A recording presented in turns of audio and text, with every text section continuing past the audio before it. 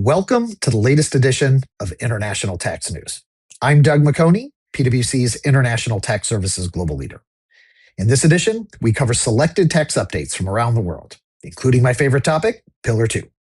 If you would like to go in-depth on similar topics, check out the Cross-Border Tax Talks podcast, in video on YouTube or in audio wherever you find your podcasts. Now turning to our current edition. First, the U.S. Supreme Court has ruled that the International Emergency Economic Powers Act does not authorize the president to impose tariffs, holding that the Constitution assigns tariff-setting authority to Congress and that IEEPA's power to regulate imports does not clearly include tariffs.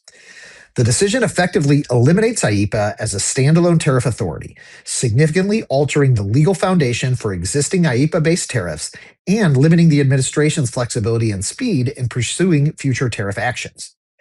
The court did not provide extensive guidance on the retroactive consequences of its ruling, leaving potential uncertainty regarding refund claims to the lower courts to resolve.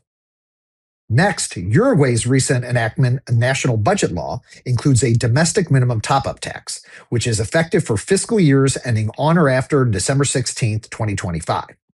The implementation of the DMTT now aligns Uruguay with the OECD's Pillar 2 framework. Taxpayers potentially affected by the DMTT should review whether they meet the exemption criteria and prepare the required documentation for the administrative file. Finally, Canada has proposed legislation that would expand the scope of its hybrid mismatch rules.